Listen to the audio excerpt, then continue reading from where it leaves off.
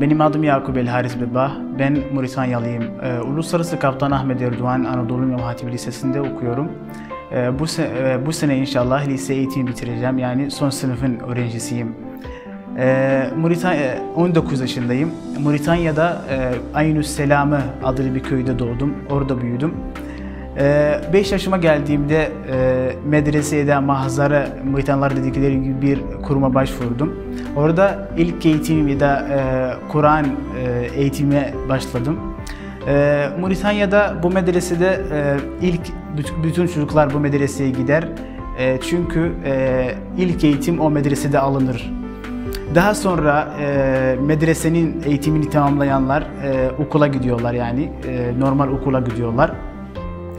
Ben medresede ilk eğitimi tamamladıktan sonra okula gittim. Köyümüzde okul olmadığı için komşu köyünün okuluna gittim. Orada okuluma başladım. İlkokulumu bitirdikten sonra ortaokulumu okumak üzere Rosso şehrine taşındım. Orada ortaokulumu okudum. Ailem pek büyük bir ailem değildir. Ailemin fertleri 6 ferttir. Ben, annem, 2 kız kardeşim, bir de 2 erkek kardeşim. Benden sonra gelen erkek kardeşim bu sene ortaokulunu bitirip liseye geçecek. Ortanca kız kardeşim de bu sene inşallah Allah'ın izniyle ilkokulunu bitirip ortaokula geçecek. Diğerleri ise bir tanesi 4'e gidiyor, diğeri ise 2'ye gidiyor. Buradan da hepsine başarılar diliyorum. Türkiye hep bir gönlümün parçasıydı. Türkiye'yi her zaman duydum, hep duydum. Polat Alemdar'ın dizisini ülkemde çok izlendiği için bu diziyi Türkiye'yi tanımışımdır. Moritanya sakinleri Türk halkını sever. Hatta bakarsak Moritanya'nın gençleri çoğu Türkiye'de okumakta ya da çalışmaktadır. Türkiye bursları şöyle duymuşum. O zamanlarda ara tatildeydik. Ben aslında şöyle anlatayım. Ara tatil geldiğinde hep köye gidiyordum teyzemin ziyaretine. Yani ara tatili teyzemle geçiriyordum genel olarak. Ama yarısını geçiriyordum teyzemle. Bu ara tatilin yarısına geldiğimizde annem arar beni. Yani sen gel oğlum, sana ihtiyacımız var evde. Ama o ara tatilde beni aramadı. Yani aradı da şöyle söyledi, sen bu ara tatili teyzenle geçir, bittiğinde de gelirsin. Çünkü böyle, benim bir arkadaşım var, o da seçilmişti yani Türkiye'ye gelmek için. Ama ben de seçilmişim ama annem bilmemi istiyordu. O yüzden söyleyemedi, yani orada kalmamı istedi, yani köyde. Ben de tatili tamamladıktan sonra şehre döndüm. Yani seçilen arkadaşla görüştüm. Dedi ki ben seçilmişim, Türkiye'ye gideceğim ama sen seçildin ama ailen gitmene izin vermediler. Ben de hemen eve döndüm. Ailemle konuştum. Ben de gitmek istiyorum. Arkadaşım seçilmiş. Ben de gideyim orada kalite bir eğitim göreyim dedim. Ama müsaade etmediler. Hatta bütün ailemi topladım. Dedim ki ben de arkadaşımla gideyim. Ben de güzel bir eğitim alayım dedim. Ama kabul etmediler. Ama dayılarım, onlar da buradan onlara çok teşekkür ederim. Gerçekten büyük destekçi oldular. Ailemi ikna ettiler. Sonra gitmeme izin verdiler. Numakşot şehrine gittim, yani ülkemizin başkentine gittim. Orada tamamlamam gereken evrakları tamamladım. Sonra da buraya geldim. Türkiye Havalimanı'na geldim. Orada Diyanet Vakfı'nın ekibi bizi karşılamaya geldi. Çok korku vardı içimde, çok gerginlik vardı. Yeni bir ülkeye gidiyorum, ilk defa ülkemden çıkıyorum. Tabii yalnız gelmedim, 6 arkadaş vardı yanımda, yani benimle geldiler. O 6 arkadaşın 5'ini farklı şehirlere gönderildi. Bir arkadaş ise Fatih, yani Fatih'te bulunan okula gönderdiler. Ben ise malumunuz bu okula geldim. Yurda geldiğimde yurtta çalışanlardan biri beni karşılamaya geldi. Benimle Türkçe konuşmaya başladı.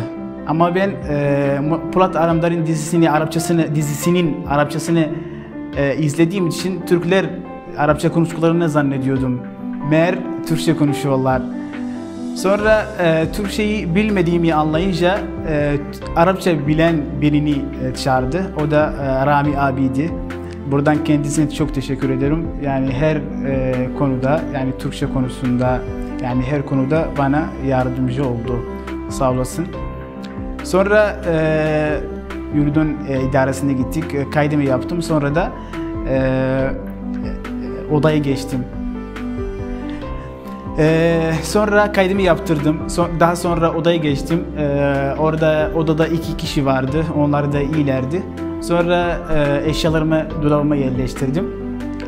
Sonra yattık, yani yat saati geldi. Yattık. Saat 3'te yataktan düştüm. Saat 3'te yataktan düştüm. Bir baktım herkes uyuyor. Dedim ki rezil olmamışım. Yatayım dedim, yattım. Kahvaltıdan sonra okula gittik. Orada hocalarla tanışma faslım başlıyor. Bütün hocalar çok samimiydiler. Hoş geldiniz dediler, merhaba dediler. Sınıfımızı gösterdiler. Sonra Türkçe dersine başladık. Ben Türkçeyi hiç bilmiyordum. Hiçbir kelime bilmiyordum. Sınıftaki arkadaşlar, yani benimle beraber olan arkadaşlar Türkçeyi biliyorlardı, yani nasıl desem, az biliyorlardı, yani birkaç kelime biliyorlardı ama ben hiçbir şey bilmiyordum. Sonra hoca anlatıyor, ne bileyim, kalem falan, silgi, tahta, işte bu türlü şeyleri anlatmaya başladı. Ama ben zaten dalmışım zaten. Ülkemi düşünüyorum, ailemi düşünüyorum, diyorum ki ben bu ortama layık değilim, ülkeme dönmem lazım, bu nasıl bir şey ya? Zaten Türkler Arapça konuştuklarını zannediyorum, meğer Türkçe konuşuyorlarmış. Yani ben böyle bir şeye nasıl dayanabilirim diye kendi kendime söylüyordum. İşte günler geçti. Sonra ümidimi kestim. Günler geçti. Sonra ümidimi kestim. Sonra aileme dedim ki benim buradan gitmem lazım. Ben burada okuyamam. Bunlar Türkçe konuşuyorlar. Ben bir tek Arapça konuşuyorum. Ülkemde Arapça eğitimi alıyordum. Yani ben bunlarla kalamam. Hatta bileti ayarladılar. Gidecektim. Son anda annemden mesaj geldi. Mesajda annem böyle söylüyor bana. Oğlum derslerine odaklan, derslerine çalış. Ben de annemin sözünü dinledim. Hatta ailemle iletişimi kestim. Telefonu kapattım ve derslerime çalışmaya başladım. Ve şu an çok şükür derdimi alacak kadar Türkçe konuşabiliyorum.